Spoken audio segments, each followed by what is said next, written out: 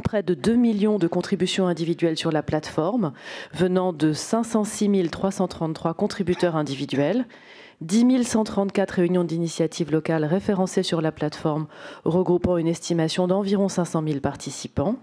Si on ajoute cette mobilisation à celle des contributeurs des cahiers citoyens, des stands mobiles et ceux qui ont écrit des courriers à la mission du Grand Débat, nous évaluons à environ 1,5 million de personnes, nos concitoyens qui ont participé directement à cet exercice démocratique. Face à cette matière foisonnante, il a fallu être également innovant dans la méthodologie de l'analyse. Nous avons travaillé sur ce point avec le Collège des garants et nous avons fixé 3 grands principes pour guider cette analyse: transparence, exhaustivité et pluralité. L'ensemble des contributions libres a été envoyé à la BNF, Bibliothèque nationale de France, qui les a numérisées. Une fois numérisés, ces documents manuscrits ont été envoyés à des entreprises spécialisées pour être retranscrits dans un format numérique harmonisé qui permette l'analyse.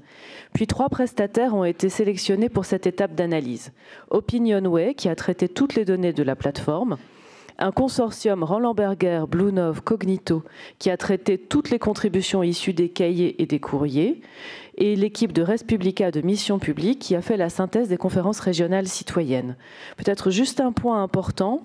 Compte tenu de la masse des données collectées, il était bien sûr impératif de travailler avec les capacités de numérisation et les capacités d'intelligence artificielle et d'informatique.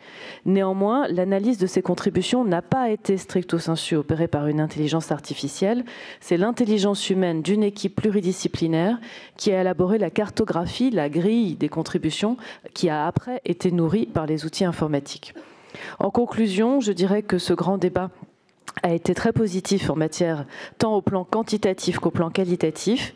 Il a permis à nos concitoyens de s'exprimer, d'être écoutés, de parler de ce qui va et de ce qui va moins bien.